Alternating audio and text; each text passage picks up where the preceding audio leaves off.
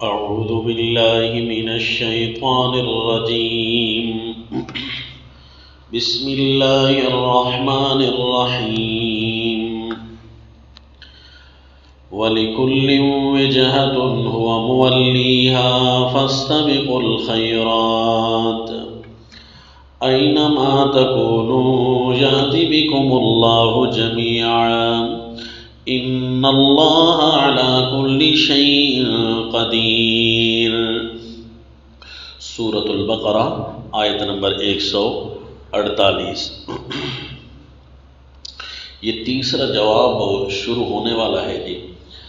تیسرے جواب سے پہلے جو 4 آیتیں گزری ان کی اصل جو ترتیب تھی آپ نے دیکھی، پہلی آیت مقدمہ پر جواب، اگلی 3 آیتیں تینوں قسم کے جواب پر تناویر تھی، تناویر ثلاثہ۔ اس سبق کے اختتام پر میں نے آپ سے وعدہ کیا تھا کہ یہودیوں کی کتاب کی جو عبارت ہے وہ آپ کو دکھاؤں گا، کیونکہ الذین آتیناہم الکتاب یعرفونہ کما یعرفون ابناءہم، یعنی اتنی واضح جو ہے ان کے پاس ایک عبارت لکھی ہوئی ہے جس طرح یہ وضاحت کے ساتھ اپنے بیٹوں کو پہچانتے ہیں۔ وہ عبارت آپ نے لکھنی نہیں ہے، آپ بعد میں کبھی اس کو نوٹ کر لینا، بے شک حوالہ کے طور پر وہ لکھنے میں غلطی ہو جائے گی کیونکہ اس زبان سے ہم لوگ واقف ہیں نہیں۔ عربی زبان ہے، عبرانی زبان ہے۔ عربی اور عبرانی یہ بہت قریب زبانیں ہیں، تھوڑے بہت الفاظ کی چینجنگ اگرچہ پورے ڈھانچے کو عجیب طریقے سے تبدیل کر دیا ہے، لیکن ہے تھوڑی سی تبدیلی، لیکن تھوڑی سی تبدیلی بھی اتنی زیادہ ڈھانچے کو تبدیل کرنے میں زیادہ کردار ادا کرتی ہے۔ تو آپ دیکھیں گے کہ لفظ یوں لکھا ہوا ہے جس کی عربی عبارت تو یوں بنتی ہے، نبی من قربک من اخیک کمثلک یقیم لک الہک الیہ تسمعون۔ یہ عربی عبارت اس کی یوں بنے گی، یعنی ایک نبی تیرے قریب سے، تیرے بھائیوں میں سے، تجھ جیسا تیرا خدا تیرے لیے مبعوث کرے گا۔ ایک نبی تیرے قریب سے، تیرے بھائیوں میں سے، تجھ جیسا تیرا خدا تیرے لیے مبعوث کرے گا۔ تسمعون، اس کو سنتے ہو، یعنی اس کو سنو۔ تو اب عبرانی میں یوں لکھا ہو گیا، نبی ان کو نآبی کہتے ہیں، نآبی۔ من قربکا کو کہیں گے مقربخا، مقربخا، من قربکا مقربخا، من اخیکا ماخیخا، ماحیخا، خا کو ہا بنا دیتے، ماحیخا، کاموخا، یقیم لخا، الوہخا، الو تسمعون، تسمعون کو تسمعون۔ تو یہ استثناء جو ان کی کتاب ہے نا، عہد نامہ قدیم، استثناء اس کی 18ویں باب یا 18ویں آیت کے طور پر لکھی ہوئی ہے۔ یہ حضرت نے حوالہ لکھا ہوا ہے تفسیر بے نظیر کے اندر۔ اس کا مطلب یہی تھا جو پہلے میں نے آپ کو بنا دی، یعنی عربی کے چونکہ قریب ہے تو اس لیے عربی عبارت بھی حضرت نے اس کی بنا کر لکھی۔ تو یوں کر کے ان کی کتابوں میں لکھا ہوا ہے۔ تو اللہ کے نبی کی بات اور اللہ کے نبی کو مکمل جانتے ہیں، سمجھتے ہیں، تو اس لیے یہ جواب ہو گیا اور اس پر تنویر آ گئی۔ وَلِكُلِّ وِجْهَةٌ سے اب یہ جواب نمبر 3 شروع ہو گیا کہ یہ کہتے ہیں کہ کس چیز نے پھیرا ہے، تو اس کو جواب دو، اللہ نے ہر امت کے لیے جہت مقرر کی ہے، تو وہ اپنی جہت کی طرف منہ کر رہا ہے، تو اس میں کیا اشکال ہے جی؟ تو یہ اعتراض تو بے وقوفی کے علاوہ اور کچھ نہیں ہے کہ جس نبی کو جو اللہ شریعت بھیجے گا تو ہر شریعت کے ہر حکم پر آپ کیوں لگاتے جاؤ گے؟ بھئی یہ کیوں ہے؟ کیوں تو نہیں کر سکتے کیونکہ اللہ نے نئی شریعت جو بھیج دی ہے۔ یہ سوال تو بے وقوفی پر مبنی ہے۔ وَلِكُلِّ وِجْهَةٌ هُوَ مُوَلِّيهَا، اب مومنوں کی طرف التفات، فَاسْتَبِقُوا الْخَيْرَاتِ، اے مومنو بیوقوف سوال کرتے رہیں گے، تم نیکیاں پوری کرتے رہنا، فاستبقوا الخیرات، تم نے بیوقوفوں کی طرح توجہ نہیں کرنی، سبقت کرو نیکیوں میں، جس طرح کہ آپ کو پیچھے پڑھا چکے ہیں کہ تم نے ان کی طرف التفات نہیں کرنا بلکہ اپنے نماز روزہ اور اپنی عبادات کی طرف دیکھنا ہے۔ اینما تکونوا یاتی بکم اللہ جمیعا، جہاں بھی تم ہوگے کر لائے گا اللہ تم کو اکٹھا، یاتی بکم اللہ جمیعا، یہ جواب نمبر 3 مشفقانہ جواب تھا، اور نمونہ رافت و رحمت نمبر 2 ہے۔ نمونہ رافت بھی ہے نا کہ تم جہاں بھی ہوگے کر لائے گا اللہ تم کو اکٹھا، ان اللہ علی کل شیء قدیر، اللہ تعالیٰ صرف تم کو اکٹھا کرنے پر نہیں بلکہ ہر شے پر اللہ تعالیٰ قادر ہے۔ جہاں بھی تم ہوگے تم ساروں کی عبادت ایک منظر پیش کرے گی، کنویں میں ہوگے، پہاڑوں میں ہوگے، دریاؤں میں ہوگے یا فضاؤں میں ہوگے، جزیروں میں ہوگے یا کسی علاقوں اور ملکوں میں ہوگے، سارے کے سارے ایک جہد بنا کر دکھا رہے ہوں گے، گویا ساروں کا دین ایک ہے۔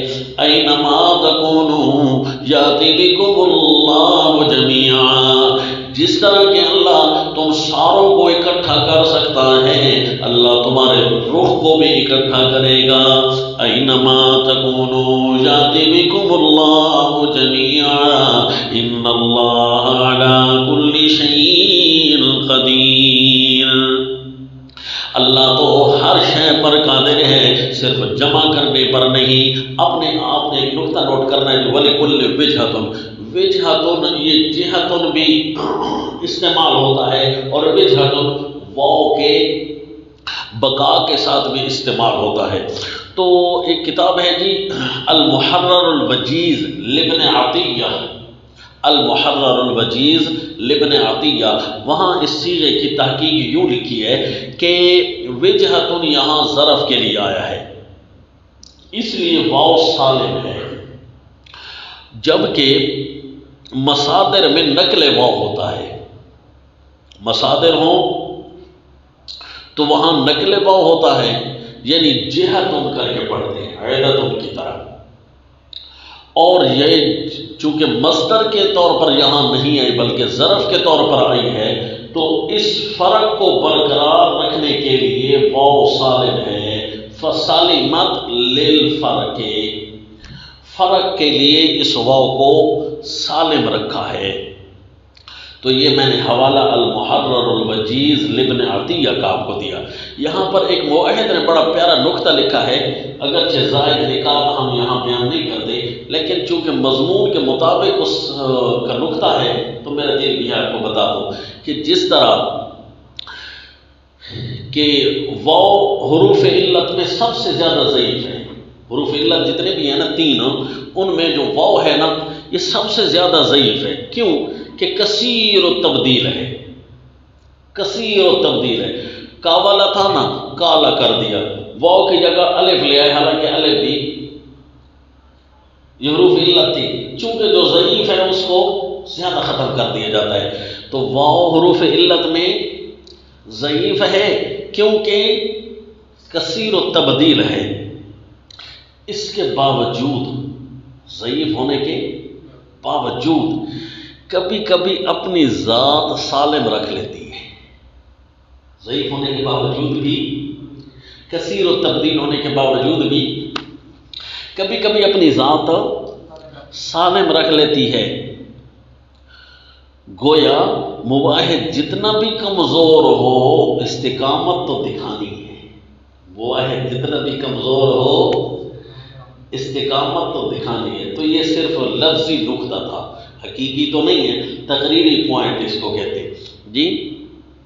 تو اس اشارہ کر دیا کہ واو جس طرح ضعیف ہونے کے باوجود اپنی حیثیت کبھی کبھی برقرار رکھتی ہے، مواحد جہاں بھی ہوگے، ضعیف بھی ہوگے نا تو استقامت، کیونکہ عنوان وہی چل رہا ہے، وَاسْتَعِینُوا بِالصَّبْرِ وَالصَّلَاةِ، عنوان وہی چل رہا ہے۔ اور جی اینما تکونوا یاتی بکم اللہ جمیعا ان اللہ علی کل شیء قدیر۔ آگے 3 جواب اور آنے والے ہیں، 3 جواب ہو گئے نا، 3 جواب اور آنے والے ہیں۔ یہ جو اگلے 3 جواب ہوں گے نا، یہ پچھلے جوابوں کے لیے تنویر بھی بنیں گے۔ پچھلے 3 جوابوں کے لیے جس طرح پچھلے 3 جوابوں کے لیے تناویر الگ آئی تھی نا، ان 3 جوابوں کے لیے بھی تناویر ہوگی، لیکن یہ خود تنویر ہوگی۔ یہ پچھلے جوابوں کے لیے خود، میں نے کیا کہا تھا کہ اس جگہ کے روابط کو بڑی گہری نظر سے آپ نے دیکھنا ہے۔ تو یہ جو 3 جواب ہیں یہ خود پچھلے 3 جوابوں کے لیے تنویر بھی بن رہے ہیں۔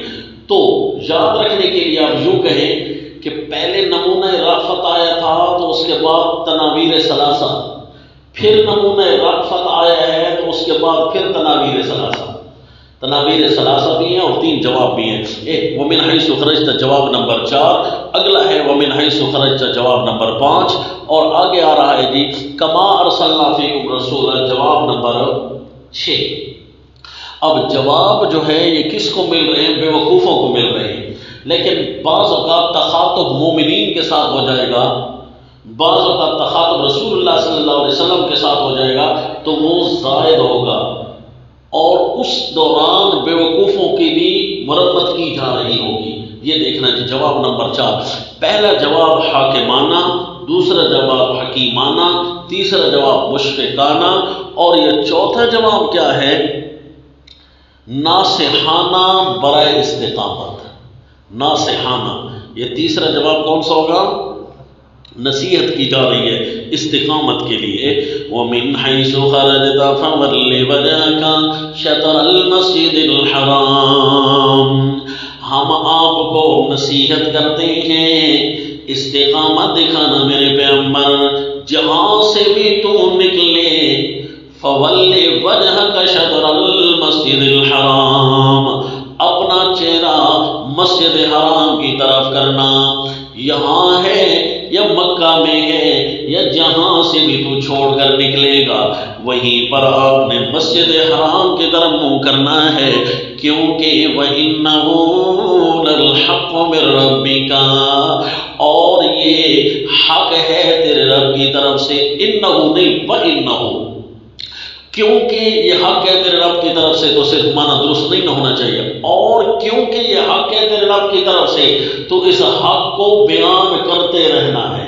اس نے الگ فائدہ دیا، وَإِنَّهُ استقامت کی نصیحت ہو گئی نا، وَإِنَّهُ لَلْحَقُّ مِن رَبِّكَ وَمَا اللَّهُ بِغَافِلٍ عَمَّا تَعْمَلُونَ۔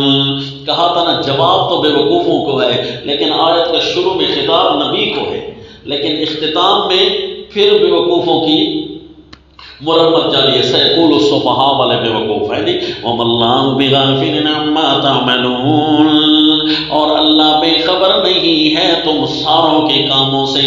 تعملون ہے نا، آپ صلی اللہ علیہ وسلم کے لیے تو نہیں ہے تعمل ہے جی، اس کا مطلب ہے آیت کے شروع میں خطاب نبی کو ہے اور بعد میں خطاب ان بے وقوفوں کو بھی ہو رہا ہے۔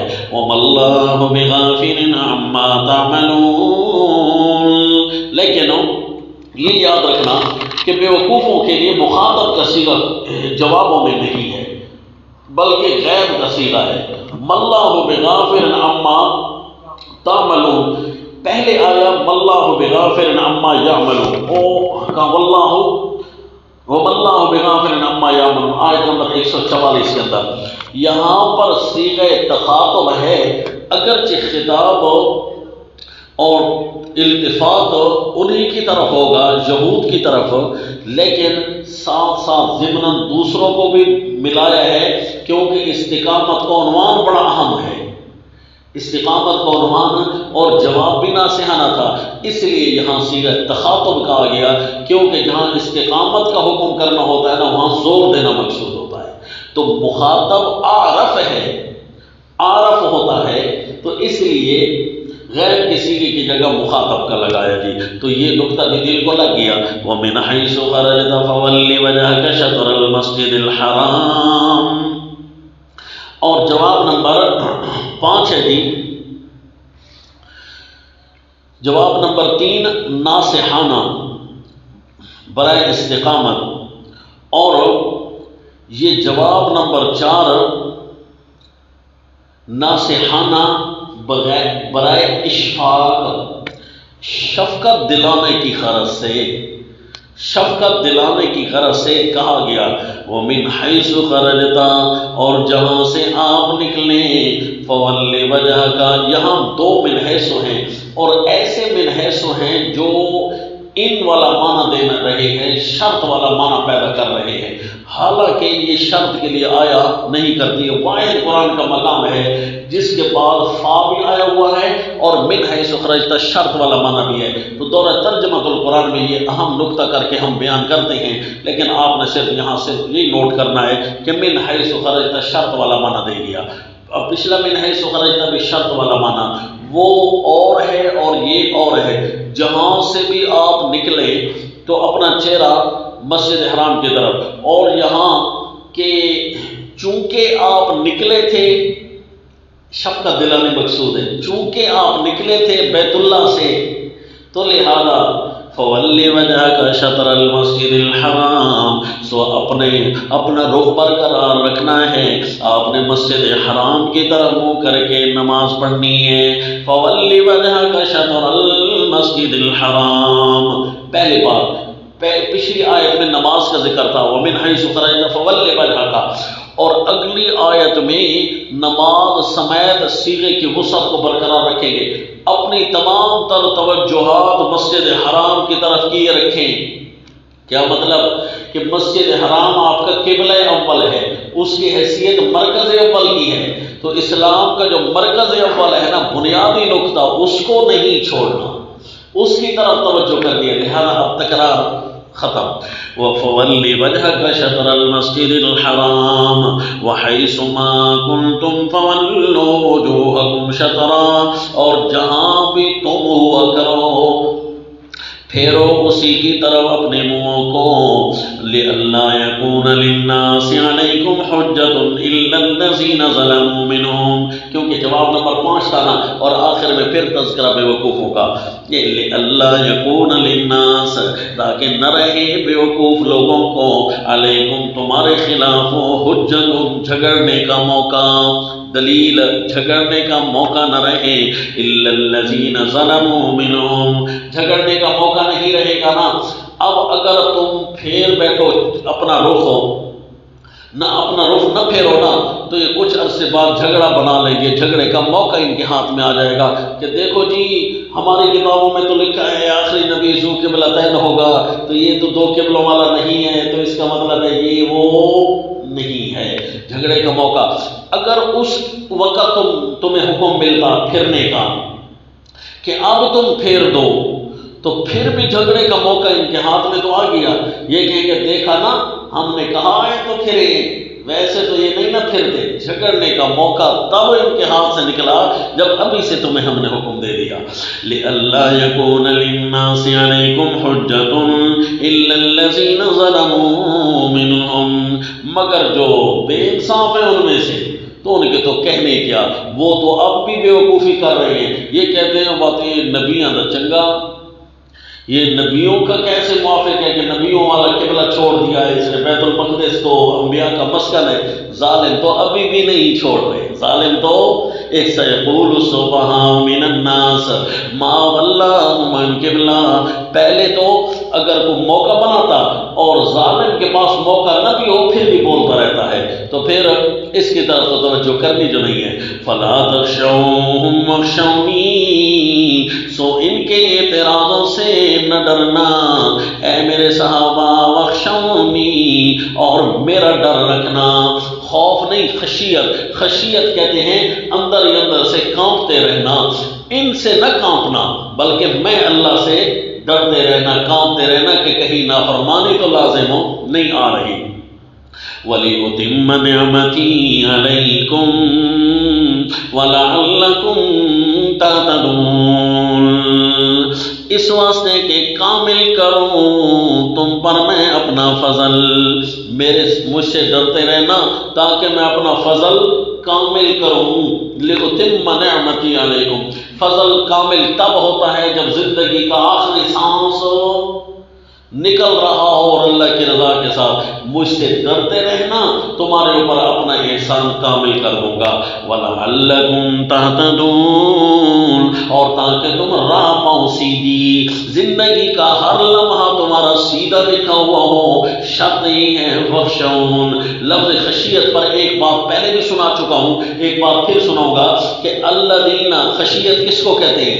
الذین یظنون انہم ملاقو ربہم وانہم الیہ راجعون۔ خاشعین کی تفسیر خود اللہ نے کی ہے کہ جن کے ذہن میں ہمیشہ یہ خیال ٹکا رہتا ہے کہ ہم نے جانا ہے جانا ہے جانا ہے، بس ہی۔ اور دوسرا پھر اس کے لیے پوری سورت میں نے کہا تھا نازل ہوئی ہے، کون سی سورہ؟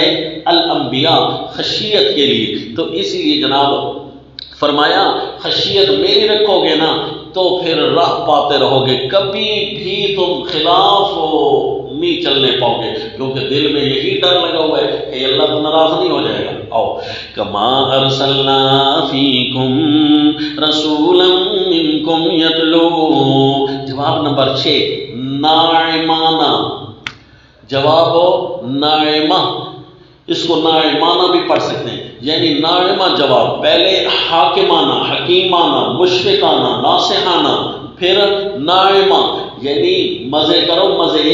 کما ارسلنا فیکم رسولا منکم یتلو علیکم آیاتنا، جیسا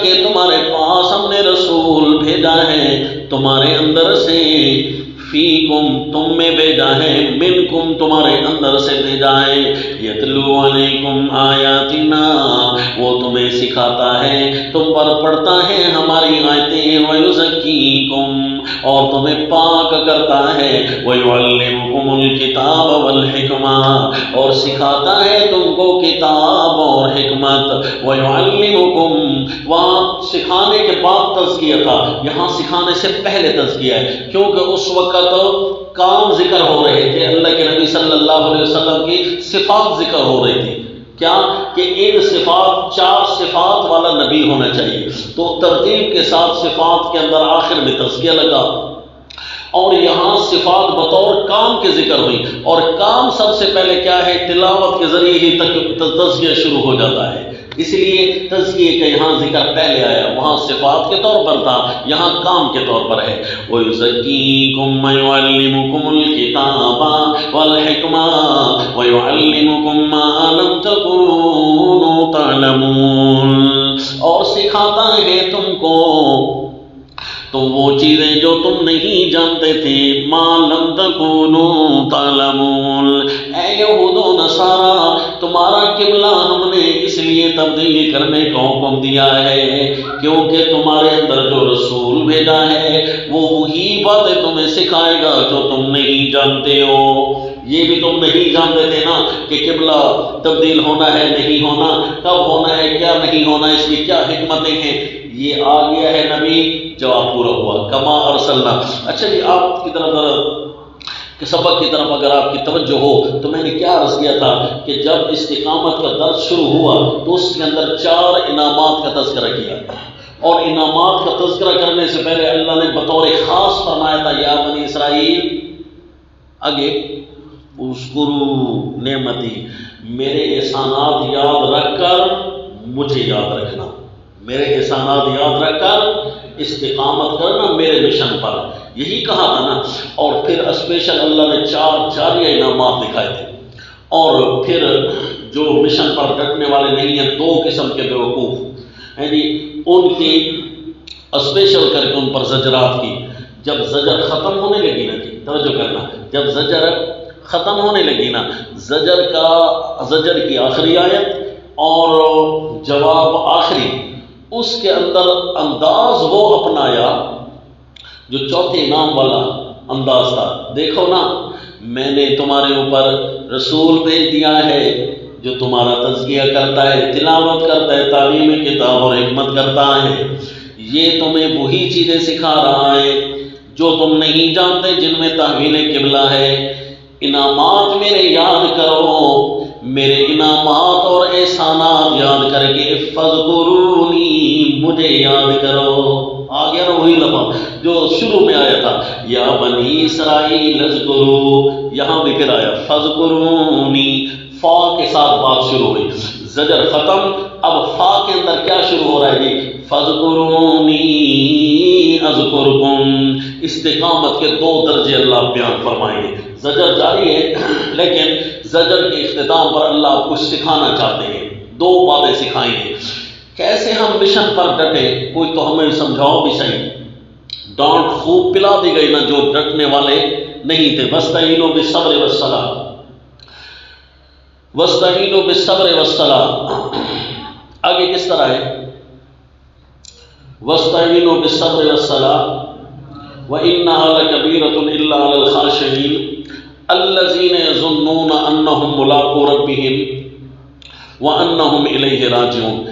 یہ اب 8ویں چیز میں نے کہا تھا بیان ہو رہی ہوگی، الذین یظنون انہم ملاقو ربہم، یہ وہ لوگ ہیں جو یہ سمجھتے ہیں کہ ہم نے اپنے اللہ کو ملنا ہے، ہر وقت ان کا اللہ کی طرف خیال ہے۔ یہ 8ویں چیز کی اب شرح آ رہی ہے اور زجر کا اختتام ہے، چونکہ الذین یظنون بالکل آخری الگ آخری چیز نہیں تھی بلکہ خاشعین کے تابع تھا نا، ایک خاشعین الذین یظنون انہم ملاقو ربہم تو تابع تھی، اسی طرح خاشعین والی آیت کی جو شرح آئے گی نا، درجہ استقامت 2 اللہ بیان کریں گے، اس کا شروع کا انداز بھی تابع والا لگا ہے، فذکرونی، نہ واو لگائی نہ واو کے بغیر لگایا، فا کے ساتھ لگایا، تو الذین یظنون اس کی شرح کی کہ جو لوگ اللہ کے بارے میں خیال رکھتے ہیں کہ ہم نے اللہ سے ملنا ہے، اللہ کی طرف جانا ہے، تو ان کے اندر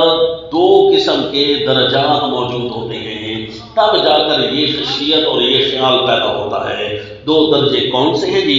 پہلا ہے فذکرونی اور دوسرا ہے وَإِلَٰهُكُمْ إِلَٰهٌ وَاحِدٌ۔ وہی سبق یاد رکھنے، درجات استقامت کتنے ہو گئے؟ 2۔ توجہ کرنا، بہت آسانی سے آپ کو یہ 2-3 رکوع حل ہو جائیں گے کہ فذکرونی کے بعد پہلا درجہ استقامت بیان کیا اور اس کے بعد 5 تاکیدات فرما دی۔ کتنی؟ 5 تاکیدات۔ جیسے 5 تاکیدات ختم ہوگی نا، وَإِلَٰهُكُمْ إِلَٰهٌ وَاحِدٌ، درجہ استقامت نمبر 2 شروع ہو جائے گا، اور اس کے بعد 5 تقریرات ہوگی۔ کیا؟ 5 تقریرات، یوں کر کے جناب یا ایھا الناس یا ایھا الذین آمنوا کلوا من طیبات ما رزقناکم تک ہمارا سبق ختم ہو جائے گا۔ 2 چیزیں خالی بیان ہوئی ہیں، ہر بات کے بعد 5 چیزیں آئیں گی۔ پہلا درجہ بیان ہوگا، 5 تاکیدات آئیں گی، توجہ ہے، اور دوسرا درجہ جب بیان ہوگا 5 تقریرات آئیں گی، اور تقریرات کا جو انداز ہوگا نا بڑا عجیب ہوگا، ذرا دیکھنا۔ فَاذْكُرُونِي أَذْكُرْكُمْ وَاشْكُرُونِي وَلَا تَكْفُرُونَ، اور ہم اپنی طرف سے تاکیدات نہیں کریں گے، سیغے کے اندر تاکید کے الفاظ موجود ہیں جی۔ یاد کرو مجھے، میرے نام یاد کر کے، ہر لمحہ، ہر جاگنے میں، ہر سونے میں، ہر قول میں، ہر فعل میں مجھے یاد رکھنا۔ اذکرکم، میں اللہ تمہیں ہر انعام میں یاد رکھوں گا، میرے اس بندے کو یہ انعام بھی دو، میرے اس بندے کو یہ انعام بھی دو، واشکرونی، اور میری قدر کرنا، احسان ماننا، ولا تکفرونی، مجھے کیسے یاد رکھنا، اس کی شرح کر دی، تفصیل کر دی، وضاحت کر دی، تفسیر کر دی۔ مجھے یوں یاد رکھنا کہ میرا ہر احسان ماننے کا جو تقاضا ہونا اس کو پورا کرنا۔ آنکھ میں نے دی ہے نا، تو شیطان کے کہنے پر کیوں چلاتے ہو؟ بس یہ خیال کرنا ہے۔ زبان میں نے دی ہے نا، کسی اور کے کہنے پر نہ چلانا، میری اتباع میں چلانا۔ واہ جی واہ، یہ ہے فذکرونی، سمجھو تم مجھے یاد رکھتے ہو۔ فذکرونی کا یہ معنی تو نہیں ہے نا کہ صرف تسبیح کے اوپر پڑھا جائے، نہ، وہ تو ایک صورت ہے اور یہ ساری صورتوں میں اللہ کو یاد رکھنا ہے۔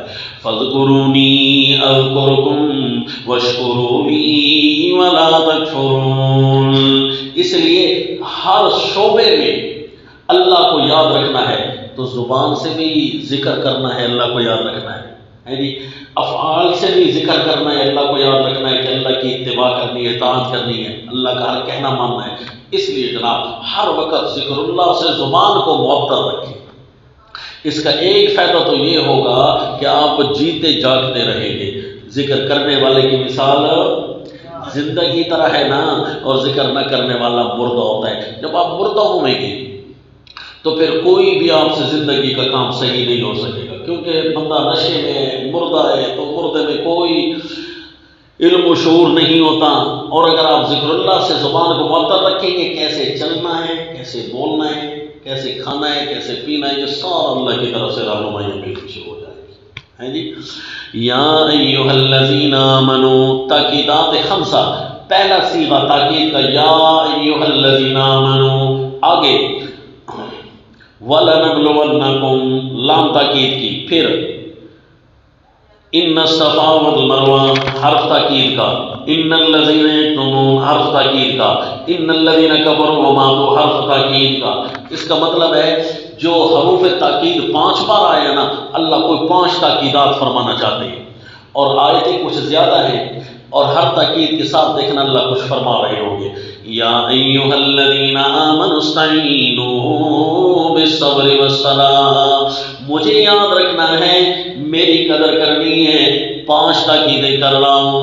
نمبر 1، مشن پر ہمیشہ پکے رہنا، نمازوں پر پکے رہنا، مشن کو دیکھ کر مجھ سے مدد مانگنا، نمازیں پڑھ کر مجھ سے مدد مانگنا، مشن پر ڈٹ جانا تمہارا مدد مانگنا ہوگا، نماز پڑھنا تمہارا یہ مدد مانگنا ہوگا۔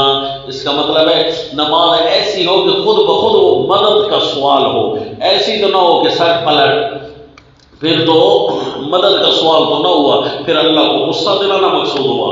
ان اللہ مع الصابرین، یقیناً میں اللہ ڈٹ جانے والوں کے ساتھ ہو جاتا ہوں، میں اللہ تمہیں سب کچھ نہیں دوں گا بلکہ میں خود تمہارا ہو جاؤں گا۔ ان اللہ مع الصابرین ولا تقولوا لمن يقتل في سبيل الله اموات، اللہ جو فوت ہو جاتے ہیں مشن حق میں، پھر تو ان کے ساتھ نہیں نہ ہوتا، وہ بیچارے مارے گئے، ان کو کسی نے مار ڈالا تو اللہ تو ساتھ کیسے تھا؟ فرمایا ساتھ تو تھا نا، ساتھ تو تھا نا کہ میں نے بالکل اپنے پاس بلا لیا ہے۔ کیا یہ پسند نہیں ہے؟ دنیا کی کنویں سے نکل آئے ہو اور اتنا بڑا جہان تمہیں میں نے دے دیا، اعلیٰ ہے کہ نہیں ہے؟ یہ میرا اعلیٰ درجہ کا ساتھ ہے، دنیا میں بھی میرا ساتھ ہے، آخرت میں بھی میرا ساتھ ہے، ہمیشہ ہمیشہ زندہ رہ جانا، یہی تو معیت نہیں ہے نا۔ کہتے ہیں ایک کہاوت مشہور ہے کہ آب حیات کا چشمہ، ایک فرضی کریکٹر، فرضی کہانی ہوتی ہے نا، آب حیات کا کوئی چشمہ ہے تو نہیں، بھئی آب حیات کا ایک چشمہ تھا، سلطان سکندر گیا نا، اس نے کہا میں اس کا پانی پیوں گا تاکہ میں ہمیشہ ہمیشہ زندہ رہ جاؤں اور میری بادشاہ زوال پذیر نہ ہو۔ تو جب وہاں پانی پینے کے لیے پہنچا نا تو ایک کعبہ پڑا تھا، اس نے منع کیا، دھیان دھیان پانی نہ پینا۔ اس نے کہا کیوں؟ یہ مثال کے لیے سمجھا رہا ہوں۔ اس نے کہا میں نے بھی اسی کا پانی پیا ہوا ہے، اب میری ساری سنگت ساتھ چھوڑ گئی، اب سارے دن بابا پاس میں پیا رہا گیا جی، میرے ساتھ بیٹھنے والا بولنے والا کوئی بھی نہیں ہے، اب نہ پینا پانی، حکومتیں آنے جانے کی چیز ہے، پوچھے گا تجھے کوئی نہیں۔ اس کا مطلب ہے ہمیشہ زندہ رہ جانا، کہاوت کا مقصد کیا ہے؟ ہمیشہ زندہ رہ جانا کوئی انعام نہیں ہے، مومن کا انعام تو یہ ہے اسے موت آ جائے۔ تحفۃ المؤمن الموت، الدنیا سجن المؤمن، یہ تو جی قید خانہ ہے۔ مومن کی خواہشات اتنی وسیع ہے، وہ کہتا ہے میں بولوں تو دنیا کی ساری چیزیں میرے سامنے حاضر ہو جائیں، مومن تو یہ چاہتا ہے۔ مومن کہتا ہے کہ میں پھل توڑنے کے لیے بھی ہاتھ اوپر نہ کروں، کیوں کہ میرے ساری صبح و شام جو قرآن کے ساتھ ملی ہوئی ہے، پھل کی طرف بھی میرا ہاتھ نہ جائے، قرآن کی طرف ہی میرا ہاتھ جائے، کیونکہ پھل خود بخود آئے۔ جی مومن تو یہ چاہتا ہے، تو یہ خواہشات مومن کی یہاں تو پوری ہو نہیں رہی، قید خانے میں ہے نا، تو لہٰذا اس کو روٹی بھی کھانی پڑتی ہے، روٹی کے لیے بھی جانا پڑتا ہے، یہ وہ، اور پھر قرآن کے پاس پلٹنا پڑتا ہے۔ جو مومن ہے اس کی لذات یہاں ہے، کتاب اللہ کے ساتھ ہے، اللہ کی عبادات میں، باقی سب کچھ اس کے سامنے آتا جائے گا خود بخود، تو مومن کی یہ خواہشات جنت میں پوری ہونی ہے نا۔ جب ہماری رہائی ہوگی، جب آزادی ہوگی تو مزے کریں گے، مزے، سمجھا جی؟ تو اس لیے فرمایا لا تقولوا لمن يقتل في سبيل الله اموات، نہ کہنا ان کو جو اللہ کی راہ میں مر گئے ہیں مردہ، نہ کہنا ان کو، اصل زندگی تو اب ملی ہے انہیں، بل احیاء، ایک ہے کنواں اور ایک ہے اس کے مقابلے میں پوری کائنات، تو جو کنویں میں زندہ ہے وہ اولا ہے یا جو پوری کائنات جس کے لیے فری ہے وہ اولا ہے؟ ہم تو سمجھتے ہیں کہ جو ادھر زندہ ہے بس وہی زندہ ہے، جو ادھر سے کیا وہ مر گیا۔ حقیقی نظروں سے تو حیات جاوداں اسے ملی ہے، حقیقی نظروں میں تو یہ چھوٹی سی دنیا تھی، یہ تھوڑی سی زندگی تھی، اس کو زندگی پتہ نہیں کہنا بھی ٹھیک ہے کہ نہیں کہنا ٹھیک، یہ تو قید خانے والی زندگی ہے، اصل زندگی تو وہ ہے جو رہائی والی ہوگی۔ یہاں تو ہماری روح ہمارے جسم کے پنجرے میں قید ہے، اور جب جسم کے پنجرے سے آزادی ملے گی، یہ پنجرا یہی ڈسپوزل ہو جائے گا، مٹی کے ساتھ مٹی مل جائے گا، پھر جو اس کو فراوانیاں ملیں گی، کیا بات ہے، پھر تو اس کو بڑی عیش اور کسی شکل میں متشکل تو ہوگی نا۔ جو اللہ نے کہا کہ اس کو جسم مثالی ملے گا، یعنی کوئی اور جسم کھڑا ہوگا، حالانکہ محققین فرماتے ہیں جسم روح کسی شکل میں متشکل ہے نا، یہی اس کا جسم مثالی ہے، کوئی بھی اس کو شکل تو ملے گی نا، اعلیٰ شکل ہوگی جی انشاءاللہ۔ تو اصل حیاتوں سے ملی ہے وہ اس جوان کا جو زندہ ہے، اسے تم کیوں مردہ کہو، اسے مردہ نہیں کہنا، بل احیاء ولکن لا تشعرون۔ اے اللہ ہم کیسے اسے زندہ کہیں، اس جہان کو تم نے دیکھا ہوا بھی نہیں ہے، فرمایا ان کی زندگی کا واقعی تمہیں شعور نہیں ہے، ولکن لا تشعرون، لیکن ان کی زندگی کا تمہیں شعور نہیں ہے جو تم انہیں زندہ کہو۔ ان کی زندگی کا شعور ہوتا، ان کی زندگی کا بارے میں ہم تمہیں تھوڑا سا بتاتے ہیں، علم دے دیتے ہیں، شعور نہیں ہوگا۔ شعور اندر کی چیز کو کہتے ہیں، خوب سمجھ آ جانے کی چیز کو کہتے ہیں، شعور ہمیں نہیں ہے، علم ہے۔ اللہ کے نبی صلی اللہ علیہ وسلم نے فرما دیا نا کہ نسمۃ المؤمن طائر یعلق فی شجر الجنہ حتی یرجعہ اللہ الی جسدہ یوم یبعثہ، مومن کی روح پرندے کی سواری میں سوار ہو کر پوری جنت میں گھوم رہی ہوتی ہے، حتیٰ کہ اسے دن قیامت اپنے جسم میں اللہ واپس لوٹائیں گے جی۔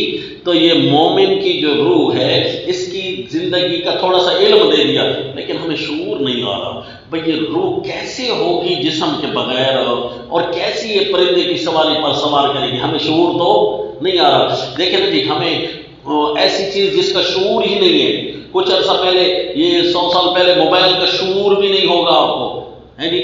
علم تو اس وقت آپ کو کوئی دے سکتا ہے نا، بھئی ایک ایسی ڈیوائس ہوگی، ایک ایسا آلہ ہوگا، یہاں سے بیٹھ کر دور دراز کے لوگوں کی باتیں آہستہ آہستہ باتیں بھی سن سکو گے، ان کو پورا دیکھ بھی سکو گے۔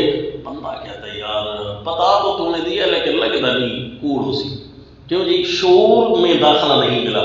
تو حیات جنت کا ہمیں شعور تو نہیں ہے۔ اب آیت سمجھ آ گئی نا جی؟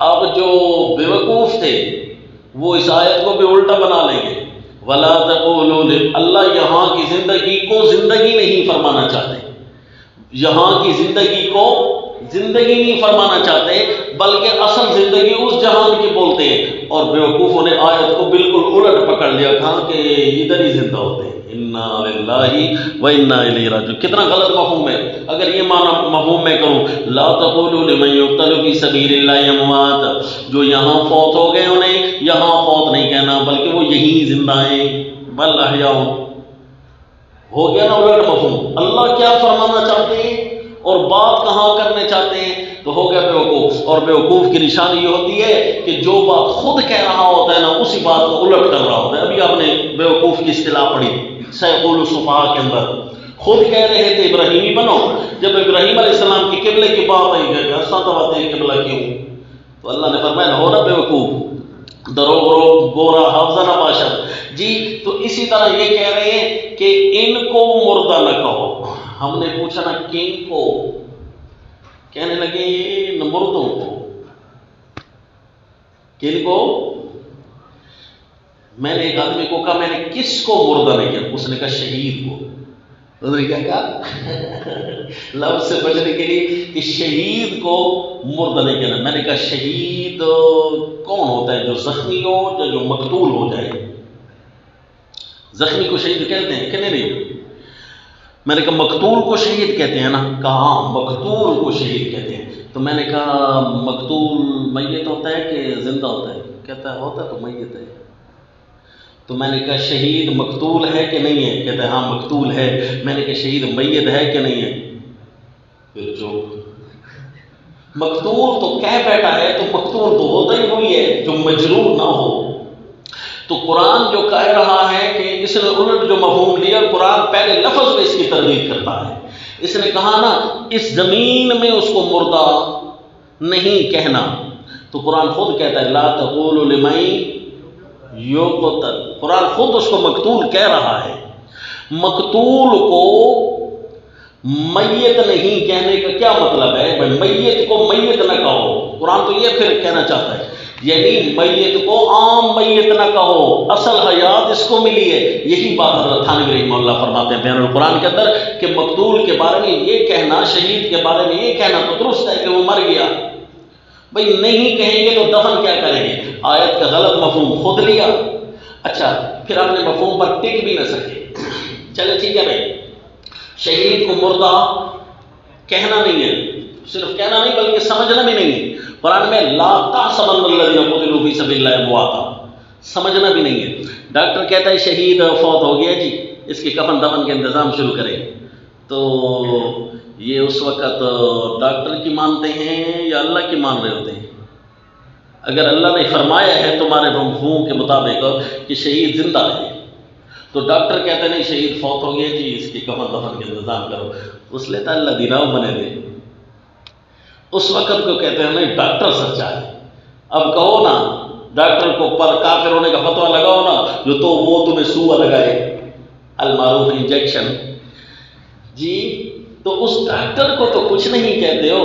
ہمیں اسی طرح ایک میڈیکل کا اسٹوڈنٹ آیا، وہ قدرتی مجھ سے پوچھ رہا تھا، اور قدرتی اس لیے کہہ رہا ہوں کہ وہ تھا میڈیکل کا اسٹوڈنٹ جو میں نے اس سے تعارف پوچھ لیا. انہوں نے کہا کہ مردے زندہ ہیں کہ نہیں ہے؟ میں نے کہا کہ آپ کہاں سے تشریف لائے؟ کہا یہ ساتھ میڈیکل کالج ہے ادھر سے. میں نے کہا وہ شکر ہے، میڈیکل کالج میں آپ کی تشریح الابدان ہوتی ہے نا، جس کو یہ کہتے ہیں کیا کہتے ہیں پوسٹ مارٹم وغیرہ. میں نے کہا یہ آپ کا پوسٹ مارٹم تشریح الابدان وہاں ہوتی ہے، یہ الگ بات ہے کہ جائز ہے یا ناجائز ہے. جو بلا وارث میں یہ تو کالج والے اٹھا کر لے جاتے ہیں چیرا پاڑا ہوا جی، یہ الگ عنوان ہے. لیکن میں نے کہا جب آپ اس کو چیر پھاڑ رہے ہوتے ہیں وہ سن رہا ہوتا ہے، کہتے ہیں کیا کرتے ہو، ہنسی پڑ جائے گی. میں نے کہا وہاں حیاتی مماتی کوئی نہیں ہوتا. کہتے ہیں نہیں جی نہیں، وہ تو کیا وہ اس کو سارا کاٹ پھاڑ رہے ہوتے ہیں، وہاں تو نہیں سنتا. میں نے کہا آپ کی میڈیکل کالج میں مردہ نہیں سنتا، صرف ہماری مسجدوں میں سنتے جی. تو اس کا مطلب یہ ہے کوئی عقل کو وہاں استعمال کرتے ہو تو ہماری مسجد میں جب آتے ہو تو عقل کو چرنے نہ بھیج دیا کرو، بلکہ عقل کو ساتھ لے کر آیا کرو. وہاں بھی نہیں سنتے، یہاں بھی نہیں سنتے. نہیں سمجھا؟ لا تقولوا لمن یقتل. اب مقتول تو ہے نا، اب اس سے آپ کا وہ شیطان کا سوال بھی رفع ہوا کہ شیطان کہتے ہیں چونکہ قتل جسم ہوا ہے تو زندہ بھی جسم کو ہونا چاہیے. اگرچہ یہ بات غلط ہے، قتل صرف جسم نہیں ہوا، روح بھی مقتول ہوئی ہے. نہیں سمجھا؟ روح بھی مقتول ہوئی ہے کیونکہ روح کا جسم سے جدا ہونا یہی اس کی موت ہے. کل نفس ذائقۃ الموت، ہر روح نے موت کا ذائقہ چکھنا ہے. یہ الگ عنوان ہے. ٹھیک ہے جی. چونکہ قتل جسم ہوا، زندہ بھی جسم ہے، تو ہم پھر یہی کہیں گے چونکہ قتل جسم ہوا لہذا جسم کو جس نے دفن کیا نا اس پر 302 بنے گا، کیونکہ وہ زندہ ہے. زندہ کو آپ نے کیوں دفن کیا؟ چونکہ قتل جسم ہوا ہے لہذا زندہ بھی جسم ہے نا. اس اپنی چون چنا کے کو وہاں کیوں جیب میں ڈال کر کھڑے ہو جاتے ہو؟ وہاں بھی تو باہر نکالا کرو. چونکہ قتل جسم ہوا ہے لہذا زندہ بھی جسم ہے، لہذا اس جسم کو زندہ نہیں کرنے دیتے، دفن نہیں کرنے دیں گے، اس کو کفن نہیں پہنانے دیں گے، بلکہ اس کو ہٹی چلوائیں گے. انا للہ و انا الیہ راجعون. درو گورا حافظہ نباشد. تو یہ عنوان ان کا غلط ہے کہ چونکہ قتل جسم ہوا ہے، شہید کی روح بھی شہید ہے، اس کو غیر شہید نہیں کہہ سکتے آپ.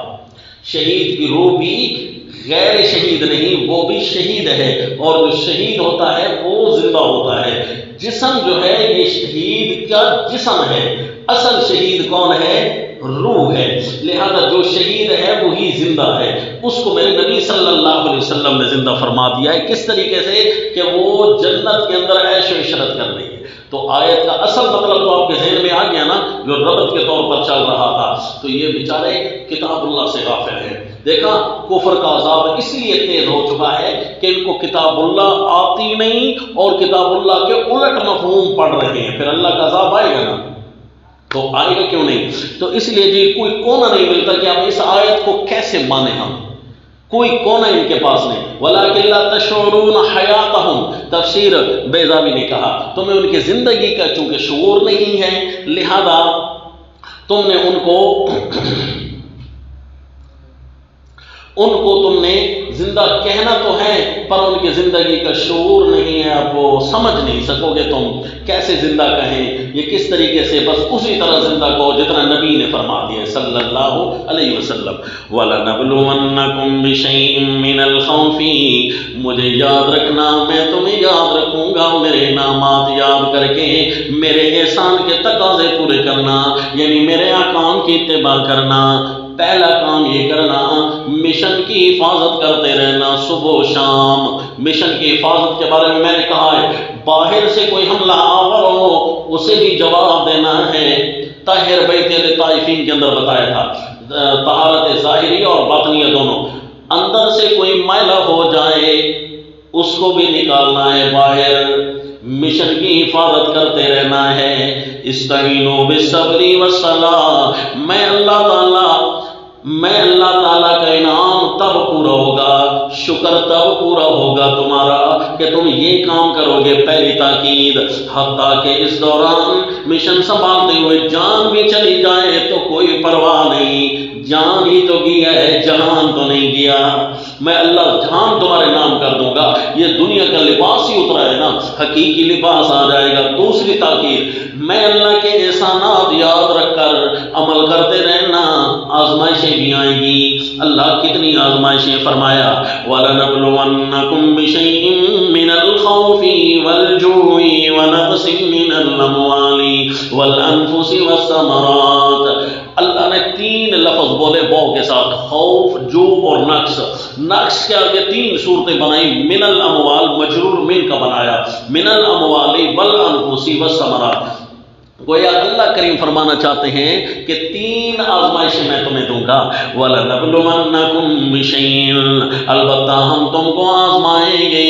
پوری موت اور حیات اللہ نے آزمائش کے لیے بنائی گئی. خلق الموت والحیات لیبلوکم. اور فرمایا جو کچھ بھی تمہیں ملا ہے لیبلوکم فیما آتاکم، اللہ تمہیں آزمائے گا. لیکن یہ سب کچھ موت و حیات اور سب کچھ کی آزمائش کتنی صورتوں میں ہوگی؟ اللہ نے صورتیں 3 بتا دی. یہ تو آسا ہو گیا نا. یہ 3 صورتوں میں آئے گی. من الخوف ڈر آ جائے گا کبھی کبھی، مقتدیوں کا ڈر، پیسے کا ڈر، تنخواہوں کا ڈر، حکومتوں کا ڈر، بیوی بچوں کے چھین جانے کا ڈر. خوف سے میں آزماؤں گا. خوف جتنا تیز ہوتا جائے گا میرا بندہ مجھے چھوڑتا ہے کہ نہیں. وَإِذِ ابْتَلَىٰ إِبْرَاهِيمَ رَبُّهُ بِكَلِمَاتٍ فَأَتَمَّهُنَّ. ہر قسم کا خوف آئے کہ نہیں میرے پیغمبر پر، حتیٰ کہ آگ تک جانا پڑا. انہوں نے 100% پورا کر کے دیا. آزمائش ہوگی. جو بھی کام تمہارے ساتھ ہونا اس کو آزمائش بنا لینا، اور دھیان کرنا آزمائش سمجھ کر ثابت قدم رہنا. یہ خوف آئے گا تمہارے اوپر. والجوعی، اور میں بھوک بھوک کے ذریعے آزماؤں گا. حالانکہ وہ بھی خوف کے اندر داخل تھا لیکن اللہ نے اس کو اسپیشل نکالا کیونکہ پیسہ ایک ایسی شے ہے نا، حب مال جی، اس سے بڑے بڑے گرے ہیں. ہائے دلا در وفا باش ثابت قدم کہ بے سکہ رائج نہ باشد درم. وفا میں ثابت قدم رہنا ہے۔ اگر تو مسلمان ہوگا وفا تیرے اندر نہیں ہے تو وہ سکہ ہے جس کے اوپر ٹھپا نہیں ہے۔ بے سکہ رائج نہ باشد درم، دلا در وفا باش ثابت قدم۔ وَلَنَبْلُوَنَّكُمْ بِشَيْءٍ مِّنَ الْخَوْفِ وَالْجُوعِ، بھوک کے ذریعے آزماؤں گا۔ اللہم احفظنا آمین۔ رسول اللہ صلی اللہ علیہ وسلم دعا مانگتے تھے، اللہم انی اعوذ بک من الفقر، اے اللہ میں اس بھوک سے تیری پناہ مانگتا ہوں۔ فقر، ایک الفقر و فخری والی ایک تو روایت کمزور ہے، دوسرا یہ کہ ذاتی طور پر تو بندہ فقر بعض اوقات جھیل لیتا ہے پر اہل و عیال کا فقر نہیں جھیل سکتا۔ اسی لیے تو جو سیدنا یوسف علیہ السلام و تسلیم کے جو بھائی تھے نا، وہ خود تو اتنے پیسے تو تھے نا، کھا پی کر مصر تک تو پہنچے ہوئے تھے، لیکن گھر کی پریشانی اتنی زیادہ تھی کہ کہنے لگے مسنا واہلنا الضر وجئنا ببضاعۃ مزجاۃ فاوف لنا الکیل وتصدق علینا۔ اللہ اس بھوک سے بچائے۔ یاد رکھنا جب بھوک ستا رہی ہو، جوتی کا تسمہ ٹوٹ جائے، انگلی بھی زخمی ہو جائے نا، پیچھے پلٹ کر دیکھنا کہیں خامی تو نہیں آ گئی، کہیں کمزوری تو نہیں ہے، پہلے اس کو پورا کر، بھاگ نہ پڑنا آگے خریدنے کے لیے چیزوں کے لیے، نہ جنا پیچھے دیکھنا مڑ کر۔ وَلَنَبْلُوَنَّكُمْ بِشَيْءٍ مِّنَ الْخَوْفِ وَالْجُوعِ، کیونکہ اللہ کے قرآن نے اعلان کیا ہوا ہے وَلَوْ أَنَّ أَهْلَ الْقُرَىٰ آمَنُوا وَاتَّقَوْا لَفَتَحْنَا عَلَيْهِمْ بَرَكَاتٍ مِّنَ السَّمَاءِ، اگر یہ ایمان اور تقویٰ میں کامل ہوتے تو آسمان کی برکات ان پر کھل پڑتی۔ وَلَوْ أَنَّهُمْ أَقَامُوا التَّوْرَاةَ وَالْإِنجِيلَ وَمَا أُنزِلَ إِلَيْهِم مِّن رَّبِّهِمْ لَأَكَلُوا مِن فَوْقِهِمْ وَمِن تَحْتِ أَرْجُلِهِمْ، تو لہذا آزماؤں گا صحیح، اگر تم تھوڑا سا بھی اوپر نیچے ہوئے نا تو میں پھر بھوک دے کر آزماؤں گا کہ اب واپس پلٹو، بھوک کا کفارہ ادا کر کے آ جاؤ، تھوڑے دنوں بھوک آئے گی وہ تمہارا کفارہ ہوگا۔ وَلَنَبْلُوَنَّكُمْ بِشَيْءٍ مِّنَ الْخَوْفِ وَالْجُوعِ وَنَقْصٍ مِّنَ الْأَمْوَالِ، میں اللہ کمی بھیجوں گا تمہارے پاس، کمیاں ہو جائیں گی تمہارے پاس۔ کتنی قسم کی؟ 3۔ من الاموال، مال کم پڑ جائیں گے، کمانے کی صورت بھی باقی نہیں ہے۔ والانفس، جانیں کم پڑ جائیں گی، اکیلے ہو جاؤ گے۔ آؤ جی۔ والثمرات، اور میوے کم پڑ جائیں گے، یعنی مال تو ہوں گے، جانیں بھی ہوں گی، میوے کم پڑ جائیں گے۔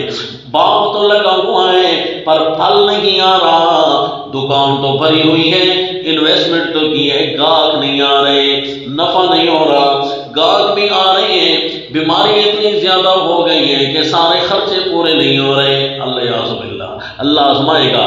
من الاموال والانفس والثمرات، ان 3 دکھوں سے جو نکل آیا ثابت قدم رہا۔ بشر صابرین، ان ڈٹ جانے والوں کو خوشخبریاں سنا۔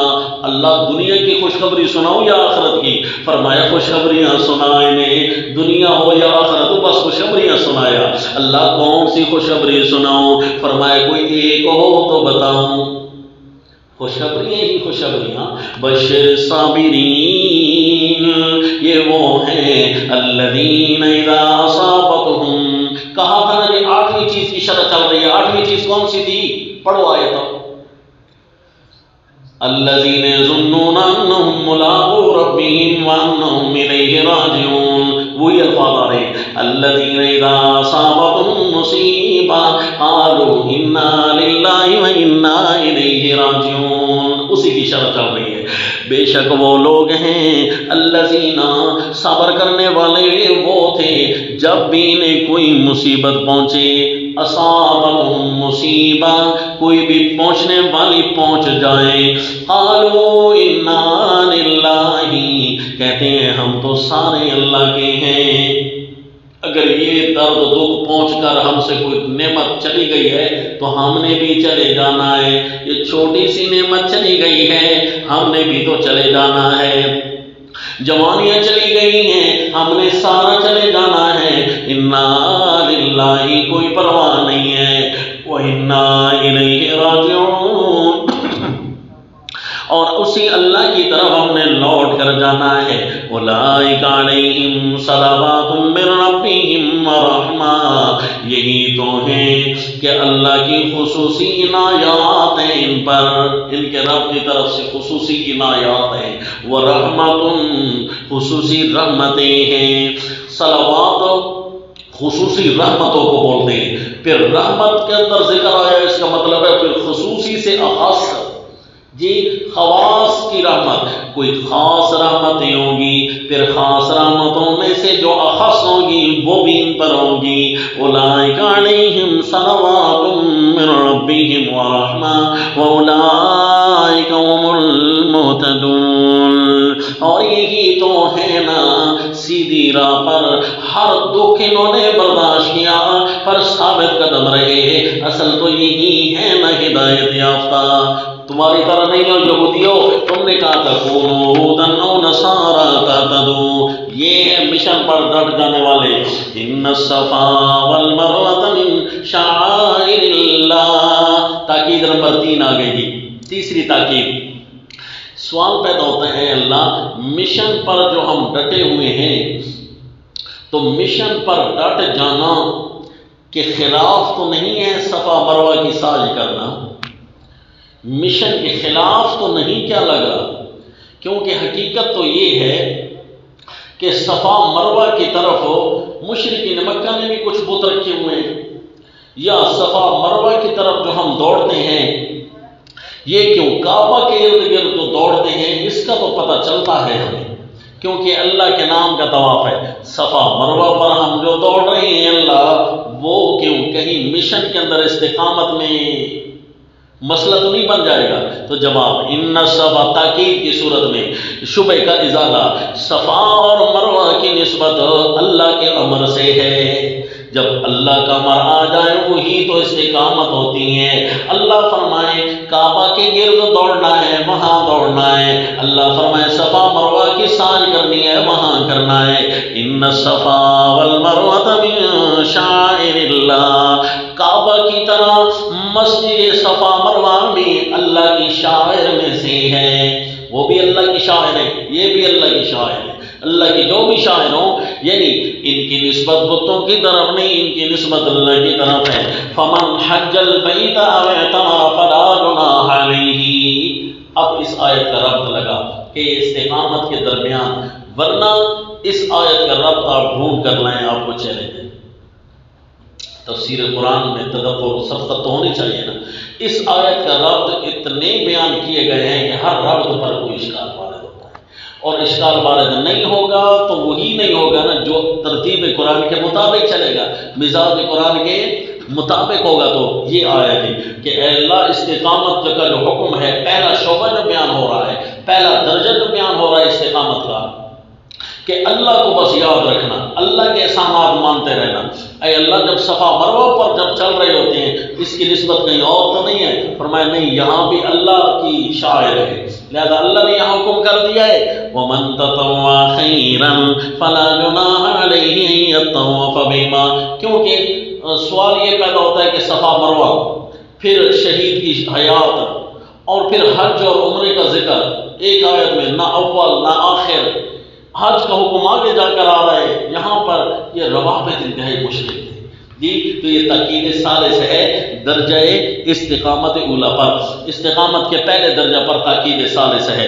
اگر کوئی حج کرنے آئے گا یا عمرہ کرنے آئے گا، صفا مروہ کی سعی کرے گا، استقامت میں کوئی فرق نہیں آئے گا۔ فلا جناح علیہ یطوف بہما ومن تطوع خیرا، یہ تو صفا مروہ کی سعی ہے، اللہ کی راہ میں کوئی بھی نیکی کرو فإن اللہ شاکر علیم، اللہ قدردان ہے، اس نیکی کی قدر کرے گا، علیم بھی ہے، اسے پتہ بھی ہوتا ہے فلاں نے نیکی کی ہے۔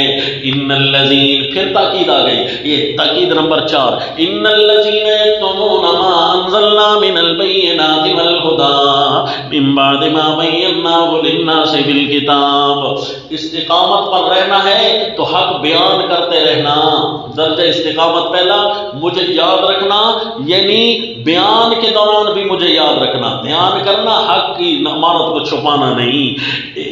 ان الذین یکتمون، بے شک جو لوگ چھپاتے ہیں وہ چیزیں جو ہم نے نازل کی ہیں من البینات والہدی من بعد ما بیناہ للناس فی الکتاب، حالانکہ ہم نے لوگوں کے لیے کتاب میں بیان بھی کر دیا ہے، اس کے باوجود یہ چھپاتا ہے۔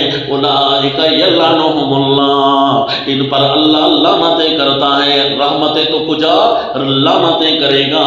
ویلعنہم اللاعنون، اور لعنت کرتے ہیں ان پر ہر لعنت کرنے والے۔ اللہ لعنت یوں کرتا ہے کہ رحمت سے دور کر دیتا ہے، اور دوسرے لعنت یوں کرتے ہیں کہ لعنت کی دعا کرتے ہیں اللہ سے۔ الا الذین تابوا، ہاں اگر کسی نے توبہ کر لی، اللہ آئندہ نہیں کروں گا، وَأَصْلَحُوا، اور درست بھی کر لیا اپنے کام کو، آئندہ کے لیے کام کو بھی درست کر لیا، اپنا سارا نظام بھی ٹھیک کر لیا، وَبَيَّنُوا، اور بیان بھی کر دیا انہوں نے لوگوں اس سے پہلے جو چل رہا تھا سارا کتمان حق تھا، أَتُوبُ إِلَى اللَّهِ، میں اللہ کی طرف توبہ کرتا ہوں، اب حق بیان کروں گا۔ فَأُولَئِكَ أَتُوبُ عَلَيْهِمْ، یہی لوگ ہیں میں اللہ بھی ان کی طرف توبہ، ان کی طرف رجوع کرتا ہوں، پوری توجہ کرتا ہوں۔ وَأَنَا التَّوَّابُ، کیونکہ میرا نام بھی ہے بہت بڑا رجوع کرنے والا، بہت بڑا معاف کرنے والا۔ صرف اتنا نہیں بلکہ الرحیم، انا الرحیم، میں اللہ خصوصی رحمتیں بھی کروں گا۔ پھر جتنا عرصہ تو نے رحمت کے بغیر گزارا ہے نا، جو تجھے نقصان ہوا ہے نا، میں اللہ پھر خصوصی رحمتوں سے وہ نقصان بھی پورے کر دوں گا۔ ان الذین کفروا، تاکید خامس، پھر تاکید کا صیغہ آیا، ان الذین کفروا وماتوا وهم کفار، بے شک جنہوں نے انکار کر دیا اور مر گئے کفر ہی کی حالت میں، اولئک علیہم لعنت اللہ، ان پر اللہ صرف لعنت کرتا نہیں ہے بلکہ ان پر اللہ کی لعنت حصہ بن جاتی ہے۔ پہلے فرمایا اولئک یلعنہم اللہ، ان کے بارے میں فرمایا اولئک علیہم لعنت اللہ، یعنی ان کی زندگی کا حصہ بن گئی۔ اولئک علیہم لعنت اللہ والملائکۃ والناس اجمعین، فرشتوں کی لعنت اور سارے لوگوں کی لعنت۔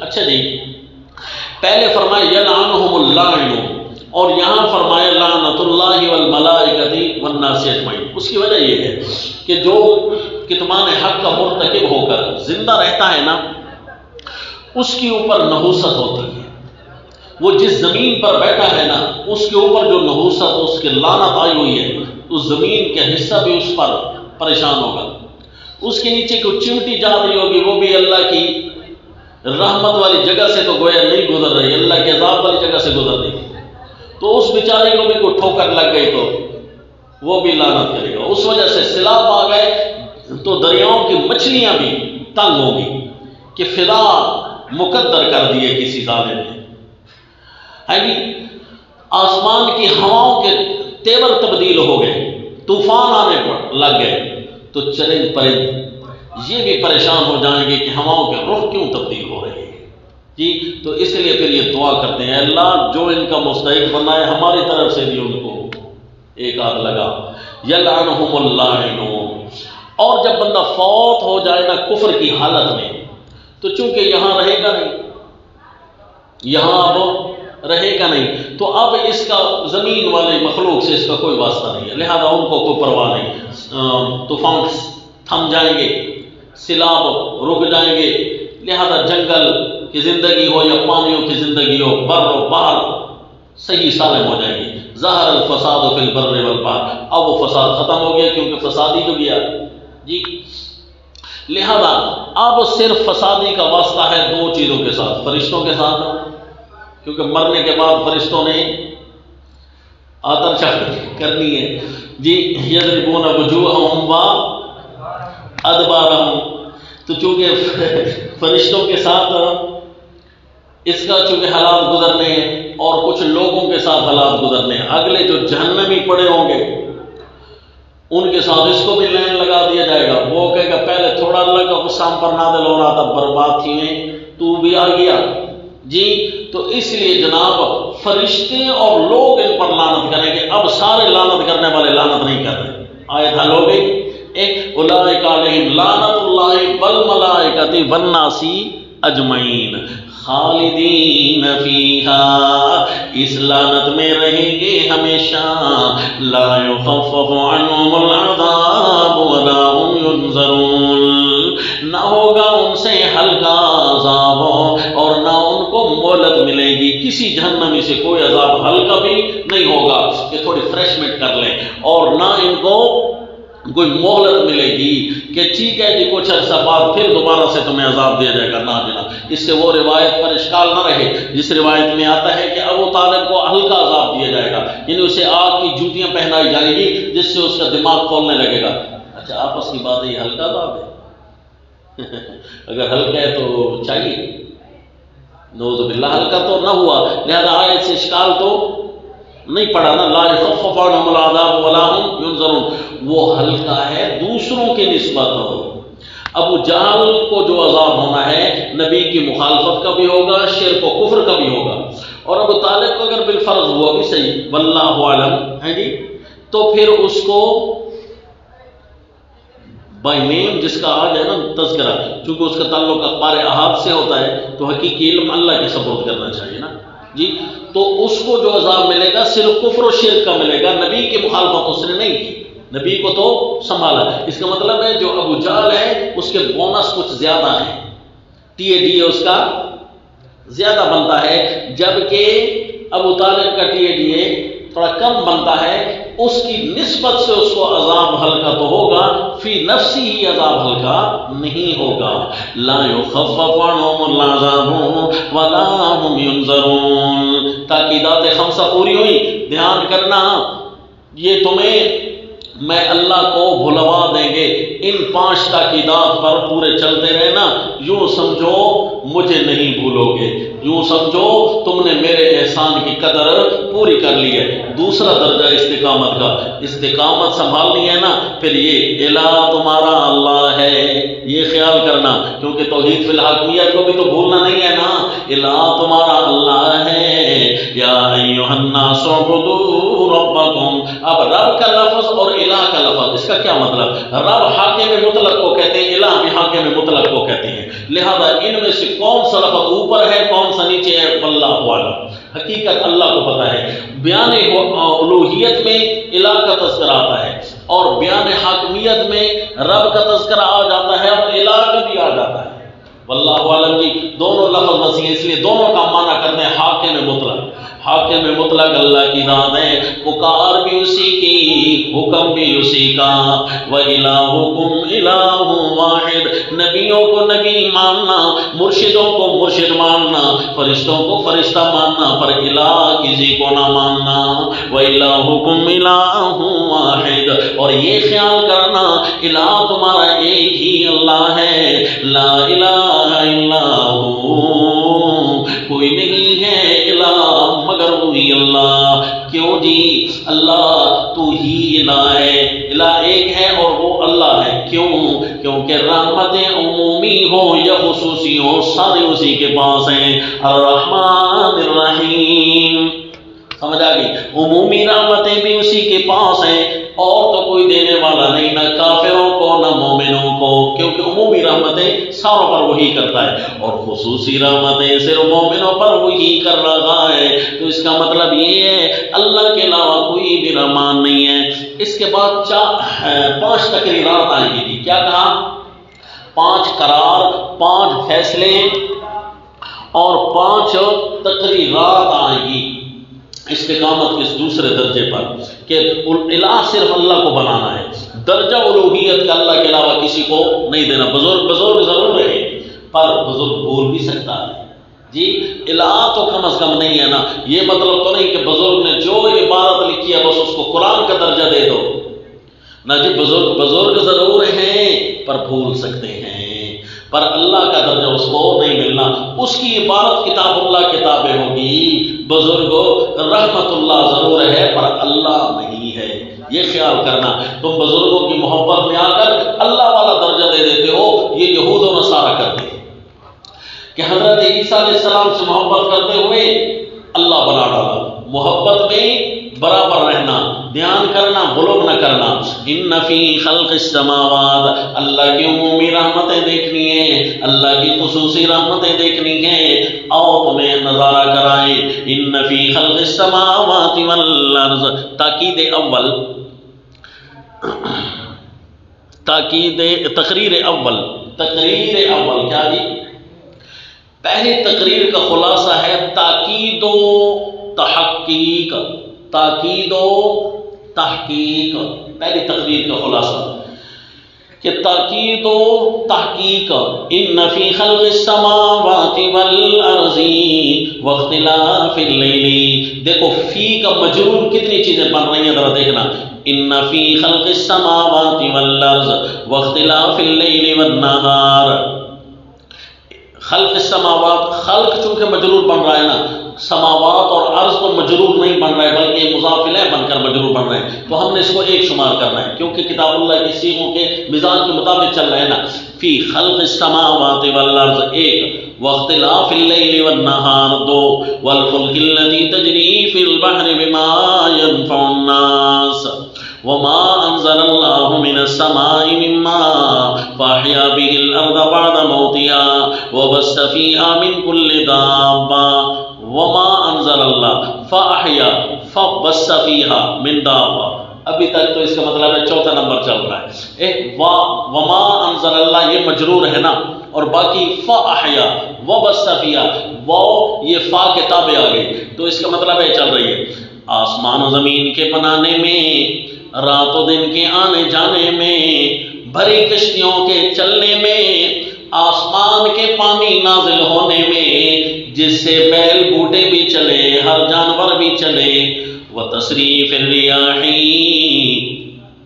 نمبر 5، اور ہواؤں کے بدلنے میں، وتصریف الریاح والسحاب المسخر، اور بادلوں کے بدلنے میں، وتصریف الریاح والسحاب المسخر بین السماء والارض، کتنی چیزیں بیان کی جی؟ 5 مجرورات ہیں، چیزیں تو زیادہ بھی بن سکتی ہیں نا، لیکن آیت کے مزاج کے مطابق ہم نے چلنا ہے۔ کتنی چیزوں کو اللہ نے فلاں چیز میں، فلاں چیز میں، فلاں چیز میں، لآیات لقوم یعقلون، عقل مند لوگوں کے لیے اس میں کئی دلائل ہیں، عقل مند لوگوں کے لیے دلائل ہیں۔ کتنی باتیں بیان کی جی؟ 5 مجرورات، پھر گنو، آسمان و زمین کے بنانے میں، رات اور دن کے آنے جانے میں، بڑی کشتیوں میں، پانی نازل کرنے میں، ہواؤں کے اور بادلوں کے الٹ پھیر میں، یہ 5 نشانی اللہ نے بتائیں لقوم یعقلون، عقل مند لوگوں کے لیے۔ پہلے آسمان و زمین کا نظام بنایا، پھر جب آسمان و زمین کی تخلیق ہوئی تو اس میں دوسری چیز پیدا ہو گئی جی، رات اور دن کا نظام بنا۔ جب رات اور دن کا نظام بنا تو پھر اس میں چلنے کے لیے سفر بھی آیا، بر و بحر کے اندر سفر شروع ہوئے، والفلک التی تجری فی البحر بما ينفع الناس، اور وما انزل اللہ من السماء، جب بر و بحر آیا تو پھر اس میں پانی کا تذکرہ بھی آیا، پھر اس پانی کے ذریعے تو ہر چیز جب پیدا ہوئی، اور اسی طرح پھر ہواؤں کا چلانا۔ یہ 5 چیزیں ایسی ہیں کہ اس میں عقل مندوں کے لیے کچھ دلائل ہیں۔ اچھا جی، آپ نے توجہ کرنی ہے، دلائل تو اور بھی آ سکتے تھے، اللہ نے یہ 5 چیزیں گنوائی ہیں، اور پھر ساتھ فرمایا عقل استعمال کرو، تو ہم تھوڑی سی عقل بھی استعمال کرتے ہیں لقوم یعقلون کہ یہ 5 چیزیں کیوں آئی ہیں۔ تقریرات میں پہلی تقریر آئی ہے ان 5 چیزوں کے اندر، اس کی وجہ کہ درجہ استقامت دوم جب بیان ہو رہا ہے نا الوہیت کا، تو الوہیت کے دائرے بیان ہو رہے ہیں، الوہیت کا دائرہ کتنا وسیع ہے۔ لوگوں نے ان 5 چیزوں کے اندر اللہ کے اختیارات، سارے کے سارے اختیارات کا کنٹرول دیکھنا ہے ان 5 چیزوں کے اندر۔ کوئی ہوں گے آسمان، کوئی ہوگی زمین، آسمان اور زمین کے اندر کوئی ایسی تبدیلیاں ہوگی جو مکمل کائنات جس میں بدل جاتی ہے، وہ ہے دن اور رات۔ آسمان و زمین میں دن اور رات کا بدلنا، یہ بڑی بڑی تبدیلیاں جو پھر کائنات زمین و آسمان سے پہلے کے امور، یہ اللہ کا دائرہ اختیار وسیع ہوتا جا رہا ہے، اور پھر اس کے اندر بارشوں کا سلسلہ رہنا، پھر زمین کو تر کرنا اور اس سے جانوروں کا نکالنا یا بیل بوٹیوں کا نکالنا، پھر اس آسمان و زمین کے اندر ہواؤں کا چلنا، پھر اس ہواؤں کے ذریعے بڑے بڑے بادلوں کا دھکیلنا، یہ اللہ کا اختیار ان 5 چیزوں پر ہے۔ اب بتاؤ کون سی ایسی چیز ہے جو اللہ کے اختیارات سے نکلی ہوئی ہے؟ کوئی ایسی چیز جو کسی کے ذہن میں آئے تو یہ 5 چیزیں ایسی بتائیں جو اللہ کے دائرۂ حاکمیت کو بتا رہی ہیں۔ چیزیں تو بہت ساری آ سکتی تھی، دائرۂ حاکمیت کو، دائرۂ حکومت کو، دائرۂ اختیار کو، کہ اللہ کا اختیار کہاں کہاں تک جا سکتا ہے، تو وہ 5 چیزیں بتا دیں اور فرمایا اگر عقل استعمال کرو نا تو کسی بھی حکومت کے دائرۂ اختیار کو وسیع کرنے کے لیے 5 چیزیں ہونا ضروری ہے، اور یہ اللہ کے علاوہ کسی کے پاس نہیں۔ تو اس کا مطلب ہے وَإِلَٰهُكُمْ إِلَٰهٌ وَاحِدٌ۔ پہلی تقریر اور پہلا قرار یہ آیا کہ حاکم وہ ہے کیونکہ حکومت اسی کی ہے۔ پہلا قرار اور پہلا فیصلہ، حاکم اللہ کیوں ہوئے، حکومت جو اسی کی ہے۔ وَمِنَ النَّاسِ مَن يَتَّخِذُ مِن دُونِ اللَّهِ، یہ دوسری تقریر آئی، ہم نے اس کو تاکید نہیں کہا نا، تقریر کہا۔ اس تقریر کا خلاصہ ہے تنبیہ و تائید۔ پہلا تھا جی تاکید و تحقیق، اور اس تقریر کا عنوان کیا ہے؟ تنبیہ و تائید، تنبیہ۔ وَمِنَ النَّاسِ مَن يَتَّخِذُ مِن دُونِ اللَّهِ أَندَادًا يُحِبُّونَهُمْ كَحُبِّ اللَّهِ، لوگوں میں سے تو وہ ہیں اللہ کے مقابلے میں بنا لیتے ہیں اندادا ند، کئی شریک۔ میں نے بتایا تھا شریک کے بجائے ند کا لفظ استعمال ہوگا تو معنی توحید فی الحاکمیت کا ہوگا، اس کا مطلب ہے الوہیت کے تذکرے آئے نا، حکومت کا دائرہ بتایا جا رہا ہے نا، تو یہاں شریک کا لفظ نہیں آیا، شرکاء کا نہیں آیا، انداد کا لفظ آیا۔ لوگوں نے بنا رکھے ہیں کئی شریک۔ وہ کون سے شریک ہوتے ہیں، وہ کون سے ند ہیں؟ حاکم وقت، وطنیت، وطن کا ہونا، حاکم کا ہونا، ہمارا ملک جی، ہمارا حکمران جی، یہ یحبونہم کحب اللہ، ان کے ساتھ محبت ایسے کرتے ہیں جیسے اللہ کے ساتھ محبت کرنی ہے۔ اللہ کے ساتھ محبت ایسے کرتے ہیں کہ اللہ کے اوامر کے پیچھے چلنا چاہیے، اور یہ غیر اللہ کے ساتھ محبت ایسے کرتے ہیں کہ اس کے اوامر کے پیچھے چلتے ہیں۔ اللہ کو چومتے چاٹتے تو نہیں ہے نا جی۔ اللہ کے ساتھ محبت کا کیا طریقہ ہوتا ہے کہ اللہ کے اوامر کے پیچھے چلنا، تو یہ لوگ غیر اللہ کے اوامر کے پیچھے چل رہے ہیں۔ آ گئی نا توحید فی الحاکمیت۔ یہ والذین آمنوا، یہ استقامت کا دوسرا درجہ تھا۔ والذین آمنوا اشد حبا للہ، اور جو مومن ہوتے ہیں وہ اللہ کی محبت میں اور زیادہ سخت ہیں، یعنی ہر امر اللہ کا چلے گا، اللہ کی زمین ہے، اللہ کا حکم ہے، یہ جسم ہمارا نہیں، یہاں جسم بھی اللہ کا دیا ہوا ہے، جس کا دیا ہوا جسم ہے اسی کی مرضی چلے گی۔ میں کیسے کہہ سکتا ہوں میرا جسم میری مرضی؟ میں اپنے جسم کو جانتا بھی نہیں ہوں۔ جب بیمار ہو جاتا ہوں نا تو کہتا ہے جی بات کیا کراؤں، اب پتا نا تیرا جسم تیری مرضی، تیری جسم پر تو کسی اور کی مرضیاں چل رہی ہیں، بخار کی مرضیاں چل رہی ہیں، تیرا جسم تیری مرضی کہاں گیا؟ او جی والذین آمنوا اشد حبا للہ، اشد کا لفظ بولا کیونکہ حکومت الہیہ کے نفاذ میں شدت کا حکم ہے، لہذا اشد کا لفظ بولا۔ والذین آمنوا اشد حبا للہ اشداء علی الکفار رحماء بینہم۔ سیدنا سلیمان علیہ الصلوۃ والتسلیم اللہ کی محبت میں کتنے سخت ہیں۔ پیغام لکھ کر بھیجا ملکہ کو، کہا جی کہ پہلی بات یہ اللہ تعالیٰ علیہ واتونی مسلمین، اور پہلے میں دھمکی ہے اور دوسرے میں بلانا ہے۔ پہلے فرمائے کیونکہ مومن اللہ کی محبت میں شدت کا مظاہرہ کرتا ہے، وہ کہتے ہیں زمین اللہ کی ہے، مجھے پتا چلا ہے اللہ کی زمین پر تم نے چھوٹی سی غیر اللہ کی حکومت بنائی ہوئی ہے، میرا پہلا پیغام یہ ہے میں خود آ رہا ہوں اللہ کی حکومت کا نافذ کرنے کے لیے۔ اللہ تعالیٰ علیہ نصیحت ہے میرے سامنے سرکشی نہ کرنا، کیونکہ آگے فرمایا فَلَنَأْتِيَنَّهُمْ بِجُنُودٍ لَا قِبَلَ لَهُمْ بِهَا، کیونکہ ہمارے پاس ایسے لشکر ہے کہ تم سامنے ٹھہر نہیں سکو گے۔ پہلے یہ غلطی نہ کرنا، ہمارے سامنے آنے کی ہمت نہ کرنا، اور اگر تم چاہتے ہو اللہ کی زمین پر ہم خود ہیں اللہ کی مرضیاں نافذ کریں گے، تم نہ آؤ تو لہذا تم آ جاؤ، ہم نہیں آتے تم میرے پاس آ جاؤ، باتونی مسلمین، میرے پاس مسلمان بن کر آ جاؤ، آکام سیکھ کر چلے جاؤ، اللہ کی زمین پر اللہ کی مرضیاں نافذ کرو۔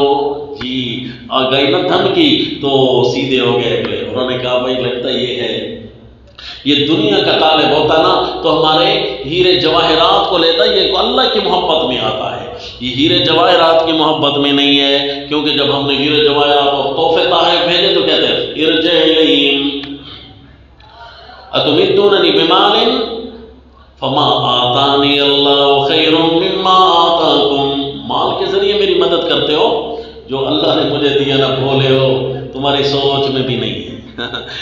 فما آتانی اللہ خیر مما آتاکم بل انتم بہدیتکم تفرحون، اپنے مال و دولت کے ساتھ خوشے رہو، ہم آ رہے ہیں اللہ کی زمین پر اللہ کا نظام نافذ کرنے کے لیے۔ یہ ہوتا ہے مومن کی والذین آمنوا اشد حبا للہ ولو یری الذین ظلموا اذ یرون العذاب، اور کاش دیکھ لیتے یہی ظالم جو اللہ کی زمین پر غیر اللہ کا نظام نافذ کر لیں گے، اذ یرون العذاب، جب دیکھیں گے عذاب کو سمجھ جائیں گے ان القوت للہ جمیعا، سارے کے سارے اختیار، ساری کی ساری طاقتیں اللہ کی چل رہی ہیں۔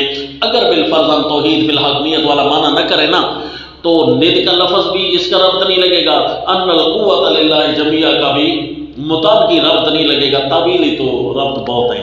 وَأَنَّ اللَّهَ شَدِيدُ الْعَذَابِ، اور اللہ ہے سخت عذاب والا۔ کافر جب دیکھیں گے، ظالم جب دیکھیں گے نا سمجھ آ جائے گی یہ تو اختیار کسی اور کے ہیں۔ اِذْ تَبَرَّأَ الَّذِينَ اتُّبِعُوا مِنَ الَّذِينَ اتَّبَعُوا وَرَأَوُا الْعَذَابَ وَتَقَطَّعَتْ بِهِمُ الْأَسْبَابُ۔ ذرا ٹھہرے، ہماری تقریرات ختم ہونے لگی ہیں، یہ نمبر 3 ہے جی، اس کا خلاصہ لکھو۔ اِذْ تَبَرَّأَ الَّذِينَ اتُّبِعُوا مِنَ الَّذِينَ اتَّبَعُوا وَرَأَوُا الْعَذَابَ وَتَقَطَّعَتْ بِهِمُ الْأَسْبَابُ۔ تخویف و تنذیر، اس کا کیا عنوان ہے؟ تخویف و تنذیر۔ اِذْ تَبَرَّأَ الَّذِينَ اتُّبِعُوا مِنَ الَّذِينَ اتَّبَعُوا، جب بیزار ہو جائیں گے یہ اگوان جن حکمرانوں کی وجہ سے، جن کے امور عوامر کی وجہ سے اللہ کی زمین کو تم نے گدلا کر رکھا ہے اور ظالم بنے ہو نا، جب یہ اگوان جدا ہو جائیں گے، بیزار ہو جائیں گے، من الذین اتبعوا اپنی عوام سے، ورأوا العذاب اور عذاب دیکھ رہے ہیں ان کے سامنے، وتقطعت بہم الاسباب اور منقطع ہو جائیں گے ان کے سارے علاقے، ان کے سارے روابط آپس میں منقطع ہو جائیں گے۔ اب یہاں پچھ لگ لوگوں کو خیال آئے گا، اب یہاں ان کی عوام اور ووٹروں کو خیال آئے گا۔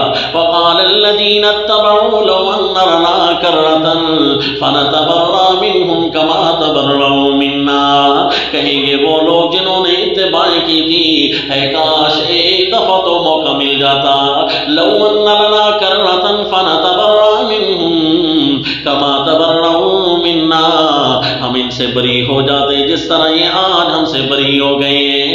كذلك يريهم الله أعمالهم حسرات عليهم، اسی طرح دکھلائے گا ان کو اللہ ان کے کام حسرت دلانے کو۔ یہ تو صرف ایک منظر دلایا ہے نا کہ تمہارے اگوان تم سے ٹوٹ گئے، اور بھی اسی طرح اللہ تمہارے اعمال جہنم میں دکھوائے گا۔ وما هم بخارجین من النار، اور یہ آگ سے نکلنے والے نہیں ہیں۔ یا ایھا الناس، یہ تقریر رابع، اس کا خلاصہ ہے ترغیب و تحذیر۔ یا ایھا الناس کلوا مما فی الارض حلالا طیبا، لگتا ہے یہ آپ تھک گئے ہیں، چلیں ٹھیک ہے انشاءاللہ یہاں سے کر وما علینا الا